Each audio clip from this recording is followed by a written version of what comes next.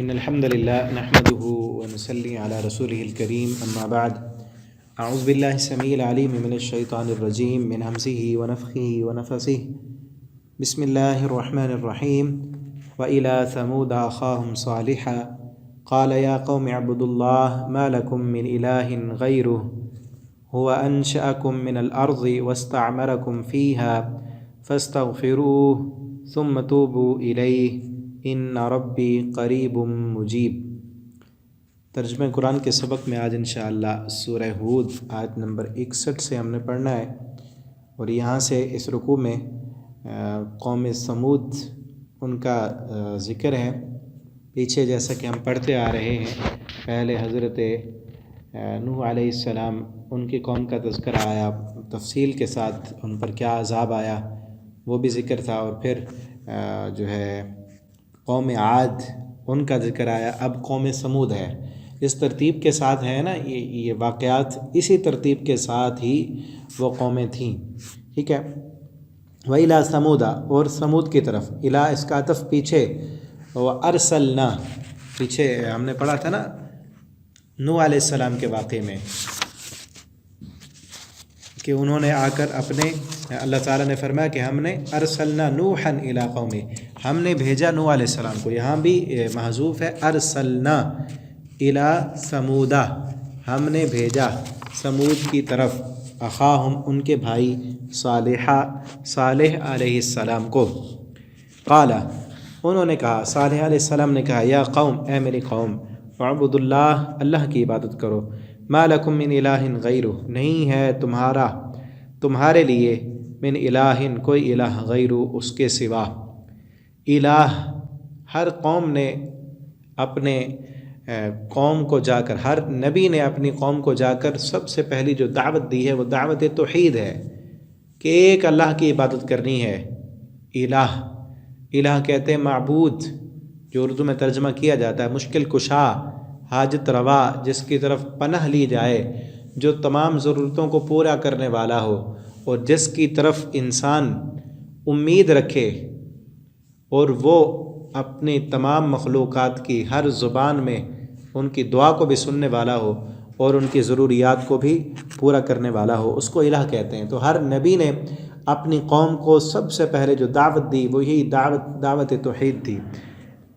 ما لکم من الہ غیرہ، نہیں ہے تمہارا کوئی الہ اس کے سوا، ہوا انشأکم، اس نے پیدا کیا تم کو، من الارض زمین سے، واستعمرکم فیہا، اور اس نے ٹھہرایا تم کو اس زمین پر، فاستغفروا، اسی سے بخشش مانگو۔ دیکھو یہ جتنے بڑے بڑے محلات تم نے بنائے ہیں، تم نے یہاں پر رہائش کے لیے کتنے اسباب اور وسائل بنا لی ہیں، یہ سب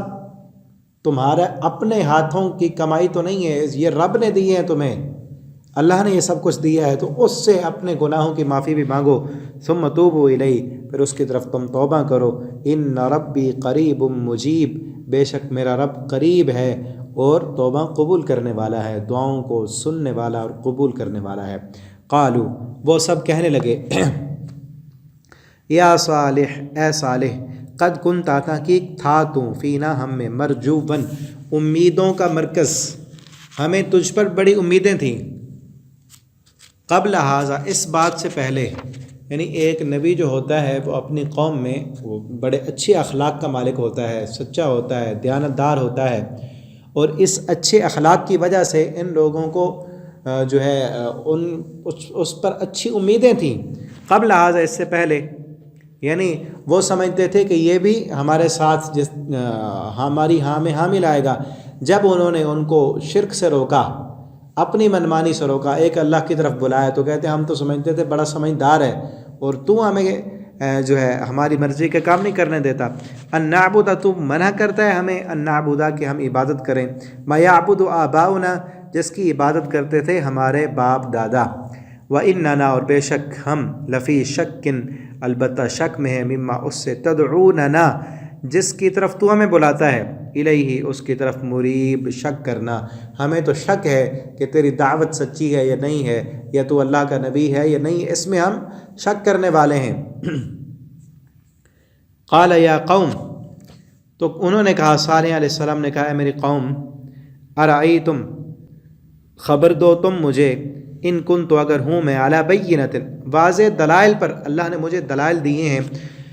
ورب مر ربی اپنے رب کی طرف سے، وآتانی منہ رحمہ اور اس نے دی ہے مجھے منہ اپنی طرف سے رحمتاً رحمت، یعنی مجھے اس نے نبی بنایا ہے، یہ میرے اوپر رحمت کی ہے، فمن تو کون ہے، فمن کون ہے، ینصرنی جو میری مدد کرے، من اللہ اللہ سے، ان عصیتہ اگر میں اس کی نافرمانی کروں،